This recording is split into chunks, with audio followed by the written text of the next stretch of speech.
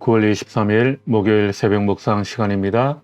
하나님이 주신 이 귀한 하루를 하나님의 말씀으로 시작하겠습니다. 먼저 사도신경으로 우리의 신앙을 고백하겠습니다. 나는 전능하신 아버지 하나님, 천지의 창조주를 믿습니다.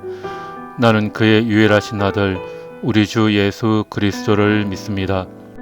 그는 성령으로 잉태되어 동정녀 마리아에게서 나시고 본디오 빌라도에게 고난을 받아 십자가에 못 박혀 죽으시고 장사된 지 사흘 만에 죽은 자 가운데서 다시 살아나셨으며 하늘에 오르시어 전능하신 아버지 하나님 우편에 앉아 계시다가 거기로부터 살아있는 자와 죽은 자를 심판하러 오십니다.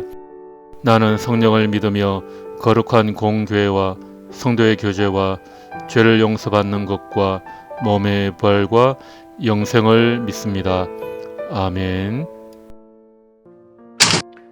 에스라 1장 1절에서 4절. 페르시아 왕 고레스가 왕위에 오른 첫 해이다. 주님께서는 예레미야를 시켜서 하신 말씀을 이루시려고 페르시아 왕 고레스의 마음을 감동시키셨다. 고레스는 온 나라에 명령을 내리고 그것을 다음과 같이 조서로 써서 돌렸다. 페르시아 왕 고레스는 다음과 같이 선포한다. 하늘의 주 하나님이 나에게 이 땅에 있는 모든 나라를 주셔서 다스리게 하셨다. 또 유다에 있는 예루살렘에 그의 성전을 지으라고 명하셨다. 이 나라 사람 가운데서 하나님을 섬기는 모든 사람은 유다에 있는 예루살렘으로 올라가서 그곳에 계시는 하나님 곧 주 이스라엘의 하나님의 성전을 지어라. 그 백성에게 하나님이 함께 계시기를 빈다. 잡혀온 하나님의 백성 가운데서 누구든지 귀국할 때 도움이 필요한 사람이 있으면 그 이웃에 사는 사람은 그를 도와주어라. 은과 금과 세강과 가축을 주고 예루살렘에 세울 하나님의 성전에 바칠 자원 예물도 들려서 보내도록 하여라. 아멘. 오늘 읽을 말씀은 에스라 1장에서 4장입니다. 사무엘, 열왕기, 역대기를 통해 이스라엘 왕국의 모습들을 보았습니다. 또 그 사이사이에 나오는 선지자들의 모습을 통해서 그 시대에 하나님께서 어떤 말씀을 전하셨는지 또 그 당시 이스라엘 왕국의 모습은 어땠는지를 우리가 살펴보았습니다. 왕들의 통치 모습과 열왕기하의 마지막 장과 또 역대하의 마지막 장에서 북이스라엘과 남유다가 멸망하는 모습까지 다 살펴보았습니다. 이제 모든 것이 끝났구나 하는 절망에 빠진 상태가 되었죠. 그러나 역대하 36장은 바빌로니아 포로의 기한을 마치고 이스라엘 백성이 예루살렘으로 다시 돌아오는 장면으로 이어지게 됩니다. 그것은 마치 마른 뼈들이 다시 살아나는 에스겔의 환상을 보는 듯합니다. 포로의 멍에가 벗겨지고 자유의 몸을 입은 것이죠. 달라진 게 있다면 더 이상 왕들의 이야기가 없다는 것입니다. 그들의 머리에 있던 왕관이 벗겨진 것이죠. 그러나 선지자들은 포로 시대에도 여전히 그들과 함께 있었습니다. 그들은 포로 귀환 때도 함께하며 예루살렘의 성전과 성벽의 회복을 이끌어 주었습니다. 에스라서는 크게 두 개의 내용으로 구성이 됩니다. 오늘은 그 앞부분만 조금 살펴보도록 하겠습니다. 첫 번째는 제1차 바빌로니아 포로 귀환자들이 돌아와서 무너진 성전을 재건하는 과정이 기록되어 있습니다. 이것을 제2의 출애굽이라고도 합니다.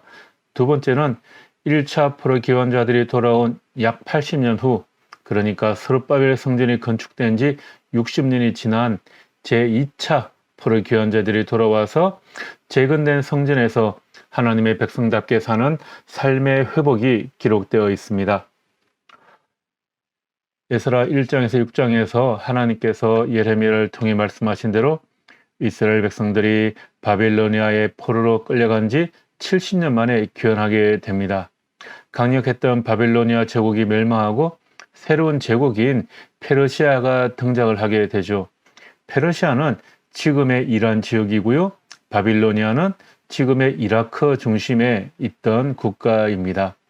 역사상 가장 강력했던 제국을 말한다면 바빌로니아라고 말할 수 있을 정도입니다.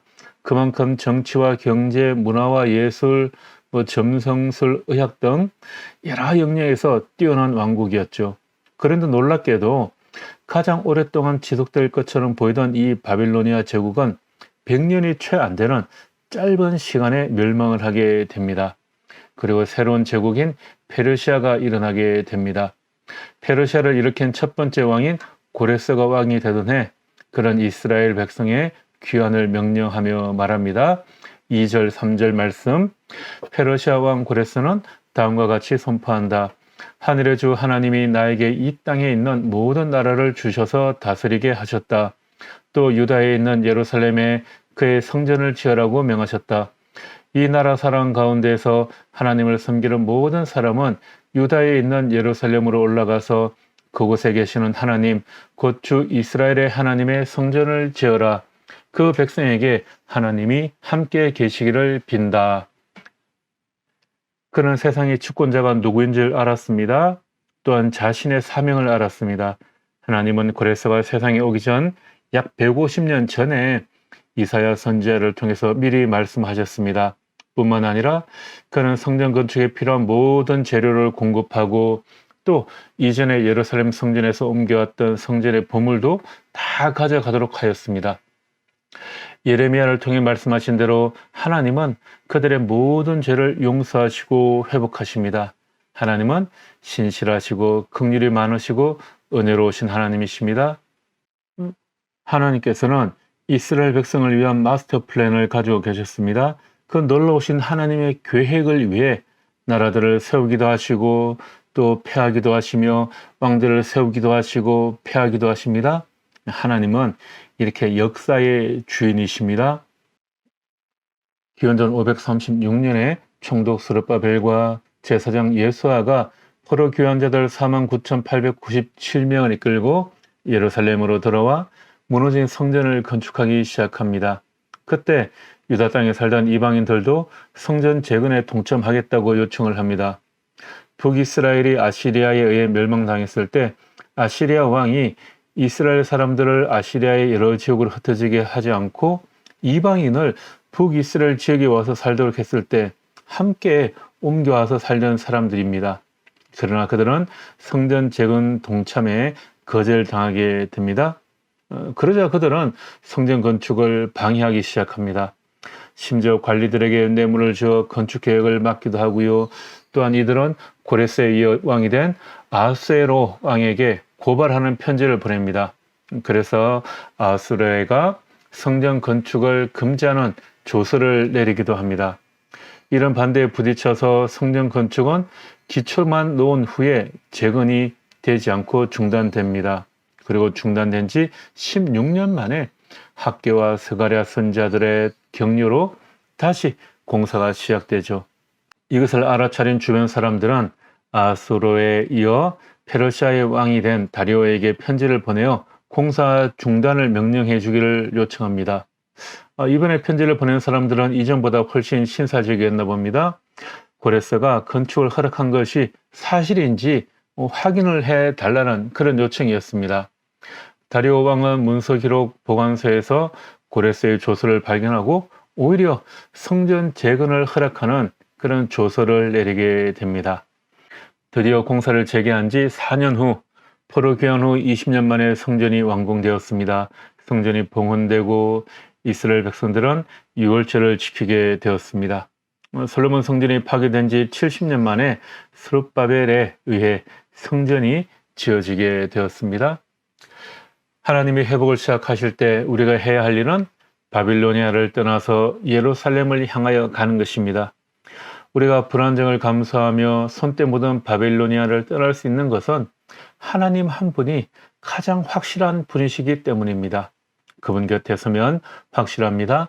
그분은 우리를 버리지 않고 돌보시며 인도하십니다. 그분 안에 진정한 우리의 행복이 있습니다. 그래서 그분의 감동을 받은 자들은 모두 일어서서 황폐한 예루살렘으로 기꺼이 가기로 결심을 합니다. 그게 하나님의 성전을 건설하고 하나님의 사람들이 훈련받고 하나님 나라의 기쁨을 얻을 수 있습니다. 무엇보다 하나님이 계시기에 바빌로니아에 길들여진 우리들의 욕심을 버리고 예루살렘을 향하여 떠날 수가 있는 것입니다. 지난 주일에 말씀드렸듯이 하나님은 여러분을 위해 이 세상을 창조하셨습니다. 그리고 하나님은 여러분과 올바른 관계를 맺기를 원하십니다. 여러분이 하나님과 올바른 관계를 맺을 수 있는 길은 하나님에게 여러분의 온 마음을 드리는 것입니다. 세상 때를 벗어버리고 오직 하나님께 더 가까이 나가기로 다짐하는 이 아침 시간이 되기를 주님의 이름으로 축복합니다. 그렇게 오늘 하루를 주님과 동행하는 하루가 되기를 다시 한번 축복하며 기도합니다. 기도하겠습니다. 하나님, 주님의 가르침에 우리의 기쁨이 있습니다. 주님은 신실하시고 긍휼이 많으시고 은혜로우신 분이십니다. 하나님의 시선은, 하나님의 눈길은 우리를 떠나지 않고 늘 우리를 지키시고 인도하시는 줄 믿습니다. 그 하나님만을 바라고 그 하나님만을 구하는 우리의 삶이 되도록 지켜주시고 인도하여 주시옵소서. 예수님 이름으로 기도합니다. 아멘.